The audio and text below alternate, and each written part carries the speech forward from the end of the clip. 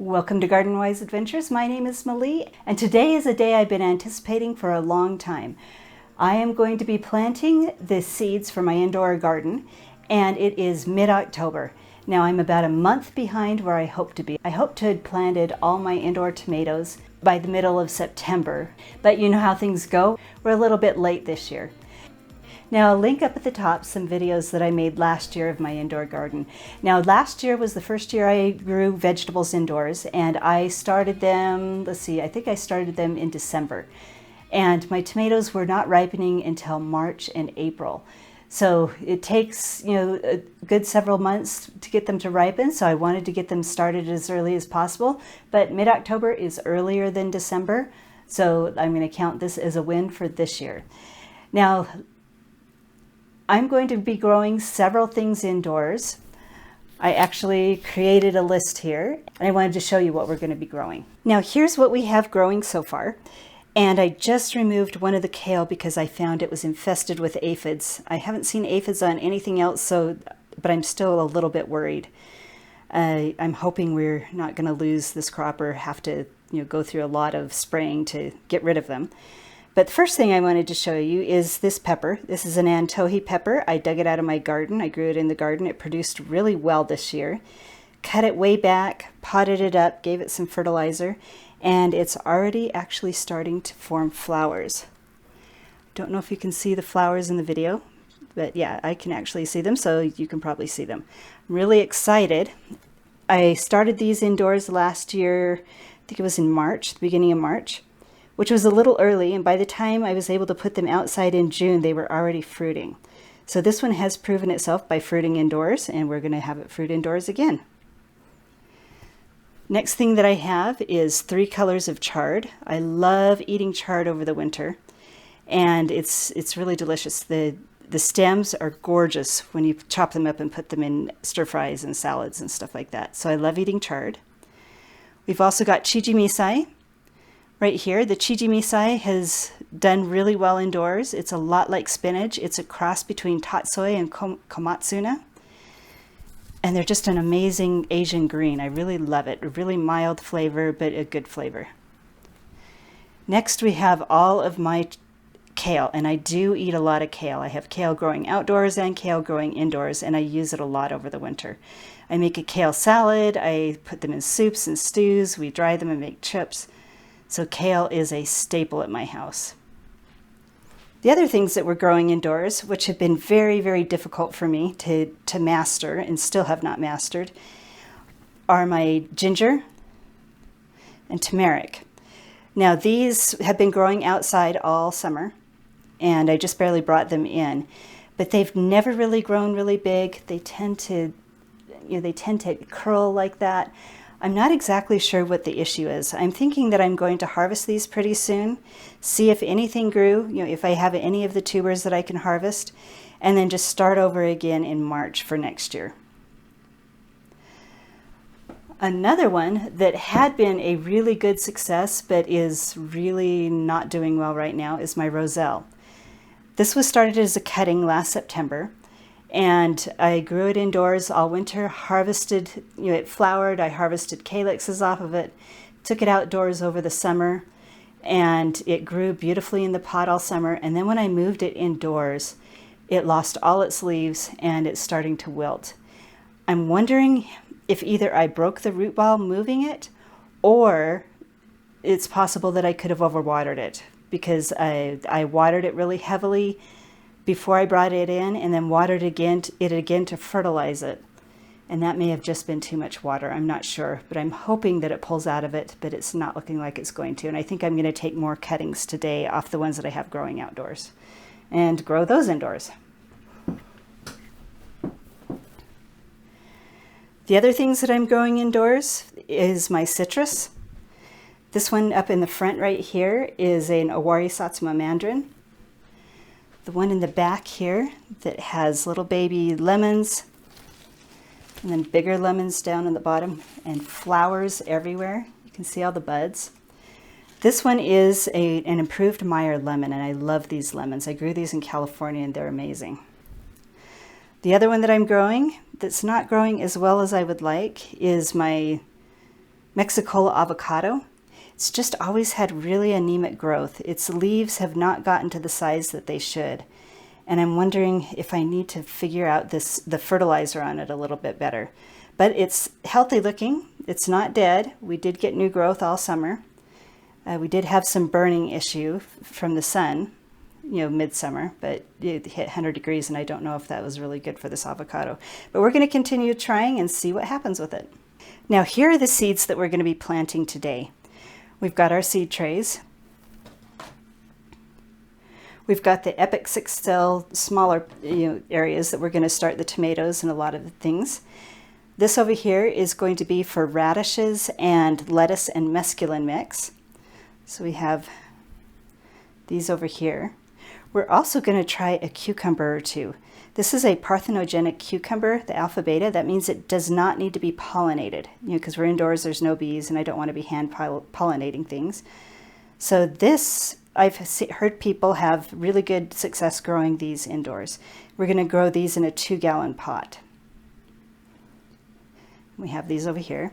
So here we've got our tomatoes that I started to talk about, but the Golden Harvest, Orange Hat, and Ink Spot, these are seeds that I saved for my tomatoes last year that did really well.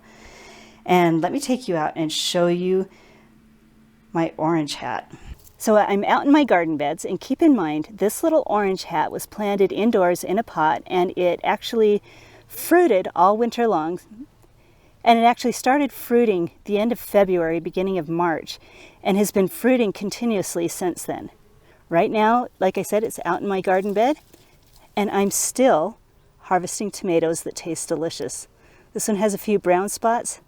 It's not dirt, it's just, it's not dirt, it's just a little bit of markings, but they're still delicious.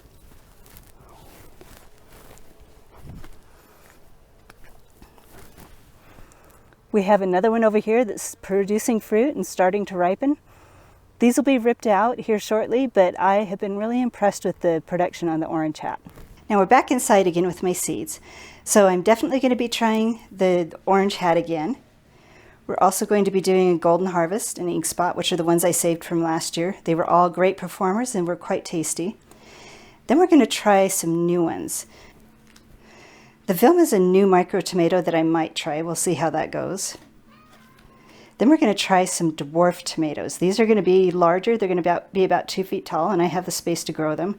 We're going to grow them in 2-gallon pots.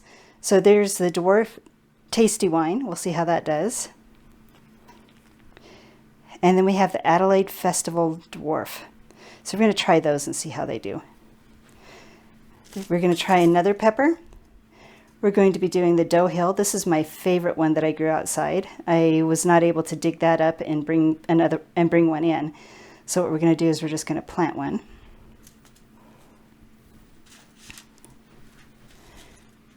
Here's the radishes that we're going to try. See how this works.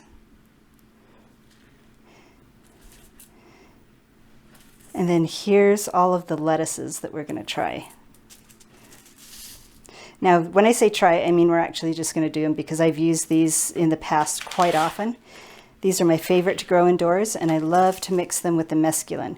So the mesclun has some mustard, some kales, and arugula in it, and it just really makes my salads taste good. Now, there is another thing that I'm going to plant that I don't have the seeds for, and I need to go find them and purchase them, and that's dill. I love to add dill to my salads, and I grow quite a bit of it outdoors and use it for making pickles and stuff like that, and to attract pollinators. But it's too cold outside for the dill to survive over the winter, so I'm going to plant some in a pot after I get the seeds. Now, I've done several different videos on how to plant seeds. I'm going to link those up above. I'm not going to bore you with the process today. If you want to see how it's done, definitely look at the videos up above. But I'll quickly go through what I do. So the first thing I do is I look at the package, look at the back of the package, and figure out how deep the seeds need to be planted. Then I plant the seeds to that depth, and then I take vermiculite. This is vermiculite. It's a man-made product that soaks up water, holds it, and releases it slowly. And I will sprinkle a good layer of vermiculite over the top of the seedlings. Now, vermiculite also allows some light to get through, so it's okay to put it over seedlings that need a little bit of light to germinate. And it just makes it so I don't have to miss them as often. I get a much better germination rate when I use the vermiculite. Then once that's done, I will water them in really lightly because the soil is already wet. I already watered the soil. Put a dome over the top and then put them under my grow lights, and that is it. I'm really excited to see how well things do this year. So once I'm done with this, I will come back and show you what things look like and show you where I'm going to put them in my grow room. Welcome back. We've got almost everything planted, and I wanted to show you first where I put the seeds that I've already planted. Then we're going to take our onions and transplant those into a bigger pot and plant our radish seeds into a bigger pot. So let's show you where the lettuce and tomatoes went first. Now the tomatoes and peppers do usually need a little bit of bottom heat to help them germinate. And we've got the seed mat on, curing my sweet potatoes, and I'll link a video on what I was doing with that above. But we've got the peppers and the tomatoes down here.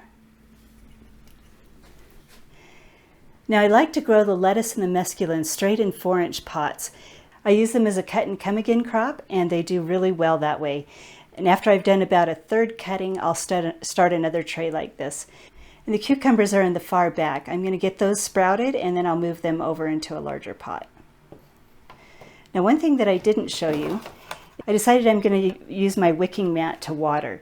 Now I don't put water in the tray before the seedlings have sprouted because that increases the chance of dampening off. So I leave this without water until they get up to a good height. I don't have a very specific time that I put the water in. I just look at them, and when I feel like they can handle it, I put water in here. And this mat right here, it goes over a solid tray, and it wicks up the water and releases it slowly to the plant's roots. So the soil in here, the pots all have holes in the bottom, the water gets sucked up into the soil, and the plants get only the water that they need, and I generally only need to fill these once or twice a week. And we'll leave the dome over the seedlings until they've sprouted, and once they've sprouted, we'll take the dome off. Once I'm ready to transplant the tomatoes into larger pots and the cucumbers, they're going to go under these grow lights.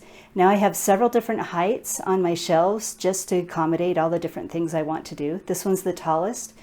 It could probably accommodate taller tree seedlings. This side is the next tallest, and it's just barely tall enough for my kale. The peppers last year really had a hard time under there. I didn't have the taller one over there. I only had this one, and the peppers got a little too tall for it. This right down here and this up here are the next tallest, and they are perfect for my dwarf tomatoes. So the first thing I'd like to finish is planting the radish seeds into this. Now I didn't want to plant the radish seeds into the 4-inch pots because they don't transplant well, and they will start really nicely just in this pot. So we're just going to sprinkle a bunch of the seeds over the top, cover them with vermiculite, and then we'll be done. Okay, I need to learn to be a better videographer. Once again, the camera did not get turned on while I was planting these, but let me show you the radish seeds. I planted the radish seeds in this pot right here. We scattered them thinly over the surface. They're very small. And we scattered them thinly so that they didn't crowd each other. Now, if there are any that are crowding each other, I could just pull them up and eat the thinnings. So we can thin those out as needed.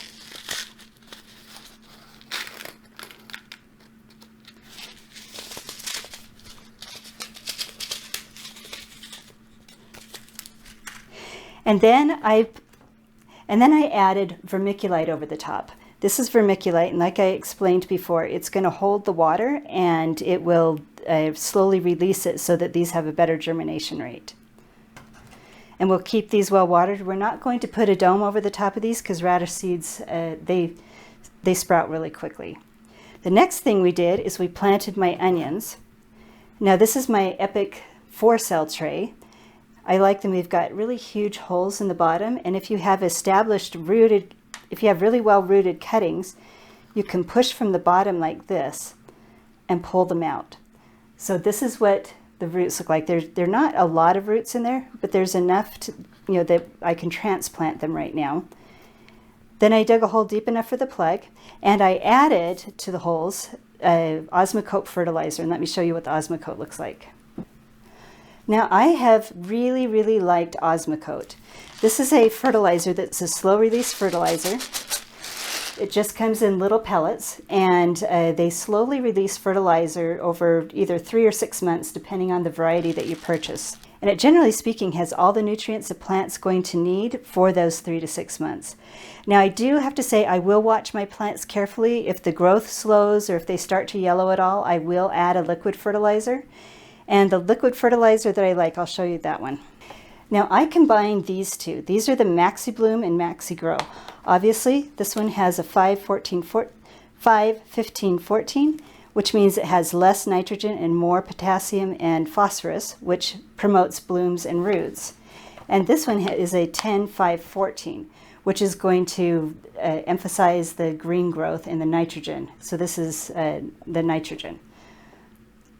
When I mix these two together, and they work beautifully both hydroponically, because one of my next videos is going to be starting up my hydroponic units for the winter, and they work beautifully on my potted plants, so I can use them for both. These are also the best fertilizer I've found for my citrus. If I use these along with some CalMag, and I'll do another citrus video about how I fertilize them, but if I use these plus CalMag, I can keep my citrus quite healthy.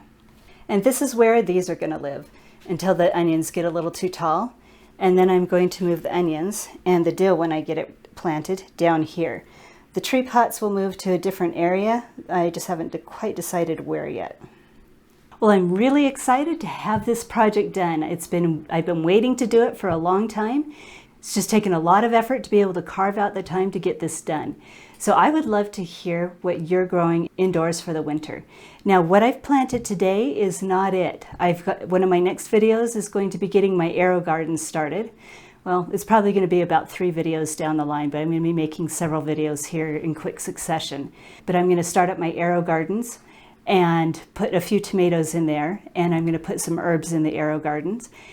And those are my hydroponic units, if you don't know what those are. And I'll link up above another playlist of my indoor gardening from last year, so you can kind of see a sneak peek of what AeroGardens look like and what hydroponic units look like and what I grew last year. Next, I'm going to do some roselle cuttings from outdoors. That's just going to be a quick short video to show you how I do my roselle cuttings. And I'm going to show you the difference between ground cherries and Peruvian golden berries. I've got to harvest my ground cherries and take them out. We're going to have freezing weather here soon, and they don't take freezing weather. And they're starting to not look so good, and most of them are ripe anyway. So we're going to take you along with that. So we've got several exciting videos coming up. I hope you come along with it. Let me know what you're doing in your gardens, and I hope you go have a wonderful garden adventure.